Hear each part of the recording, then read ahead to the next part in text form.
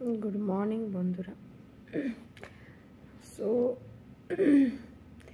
আমি এখন ডিউটিতে আছি, তো আমি কিছু কথা আপনাদেরকে শেয়ার করতে চাই। সো আজ কি ডক্টর আর নার্স সিকিউরিটি পায়? আপনারা বলুন। দেখুন, যেমন মমিতার সাথে ডক্টর মমিতার সাথে ঘটনাটা ঘটেছে, কাল দিন তো আমাদের সাথে ঘটতে পারে। মানে আমি বলতে চাইছি যে আজ দেখো, অত বড় হসপিটালে আজ সিকিউরিটি নেই, কেননা ও তো কোনো স্বপ্ন নিয়ে গেছিল কি আমি ডক্টর পাস করে গরিবের জন্য পাশে থাকবো। আর ওর মা বাবাও চেয়েছিল কি যে আমার মেয়ে যখন আমাদের বয়স হয়ে যাবে তখন আমি যাতে বিনা চিকিৎসায় না মারা যায়, তার জন্য ও মতলব বাবা মা ওকে অনেক কষ্ট করে ডক্টর বানিয়েছিল। তো সেই রকমই আজ আমাদেরও জীবনের ঠিক অতটাই মানে প্রয়োজন যে দেখো, আমরা আজ বাইরে আছি, ঠিক আছে, আমার বাড়ি ঝাড়খণ্ড। আজ আমি পুনেতে ডিউটি করি, ঠিক আছে, পুনে ক্রিটিক্যাল হসপিটালে ডিউটি করছি। আমি যদি বাড়ির সামনে পাই সেইভাবে জব, আমি গ্রামের মানুষকে কিছু সাহায্য করতে চাই, আমি গ্রামের মানুষকে দেখতে চাই, সমাজ সেবা করতে চাই, তো তার জন্য তো আমাদের জন্য কোনো অপশন নেই। কেননা আজকে বাইরে আসতে হয়েছে একটাই কারণে কি যদি ওই দিকে সেইভাবে আমরা জব পেতাম তাহলে কি আমরা বাইরে বাইরে ঘুরতে হতো।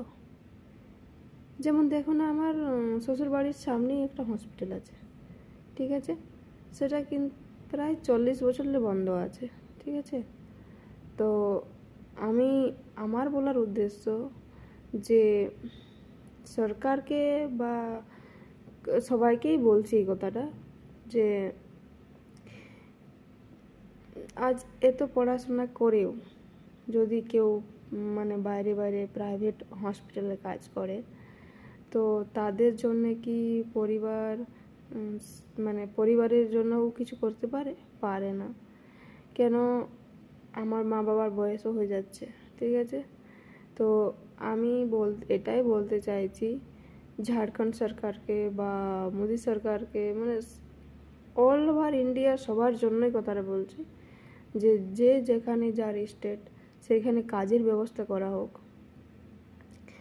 আর আমরা তো মানুষের জীবন বাঁচাই, কিন্তু ওই মানুষই যখন আমাদের জীবনটা নিয়ে নেয় তখন সে তো তার সিকিউরিটি পাচ্ছে না, কারণ আমরা তার রাত দিন চিকিৎসা করে মানে একটা মানুষকে সুস্থ করে ফেলি।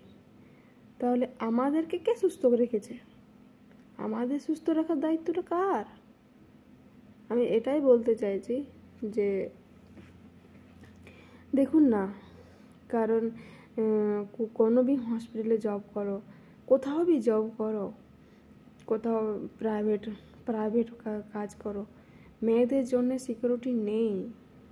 মেয়েরা রাস্তায় যখন চলে তখনও ভয় যে পাশে কোনো ছেলে আমাদের করবে বা কিছু, যখন রুমে থাকবে তখনও ভয়, যখন হসপিটালে থাকবে তখনও ভয়। তাহলে মেয়েদের সিকিউরিটি কোথায়?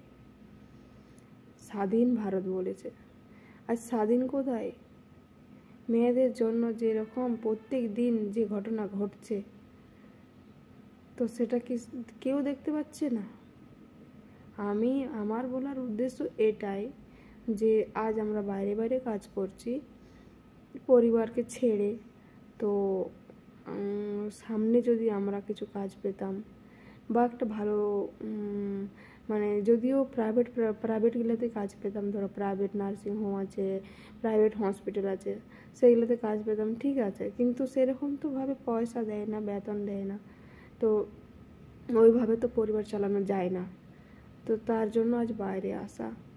সো আমি একটাই বলতে চাইছি যে তোমরা তো সবাই সোশ্যাল মিডিয়াতে ব্যবহার করো, সোশ্যাল মিডিয়া আজ অনেক দূর এগিয়ে গেছে, আমি সোশ্যাল মিডিয়া থেকেই আমি এই কথাটা বলতে চাইছি যে মেয়েরা যে স্বাধীন, মেয়েরা যে বাইরে কাজ করতে যেতে হচ্ছে এক পরিবারের জন্য, পরিবারকে ভালো রাখার জন্য, তাহলে মেয়েরা স্বাধীন কোথায়?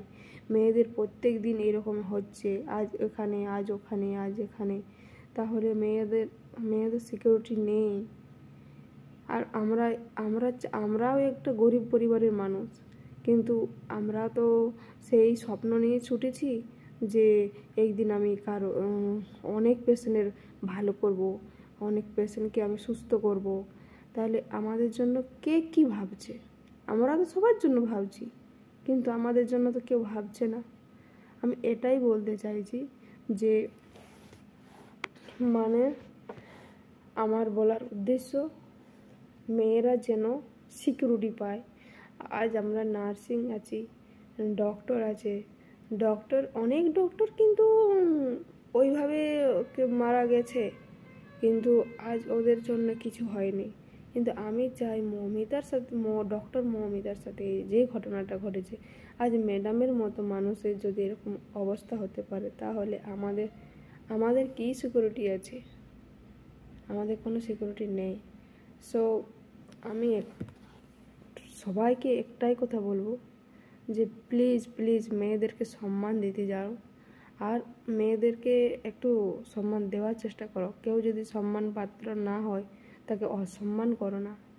সো আমি একটাই বলতে চাইছি যে যার যেখানে স্টেট সেইখানেই যেন কিছু না কিছু কাজ পায়, কারণ তাহলে তাকে আলাদা স্টেটে গিয়ে পড়ে মানে নিজের পরিবার ছেড়ে গিয়ে আর কিছু কাজ করতে হবে না। আমার বলার উদ্দেশ্য সরকার যেন সেই ব্যবস্থাটা নেয়। So thank you. আর আমি বিশেষ কিছু বললাম না। আরেকটা কথা যে ইউটিউব আমার অনেক সাপোর্ট করেছে, আর আগামীকাল এইভাবেই সাপোর্ট করতে যাও। আমিও কিছু করতে চাই, আমি সোশ্যাল মিডিয়ায় কিছু করতে চাই। So thank you. আর কিছু না বলে রাখলাম।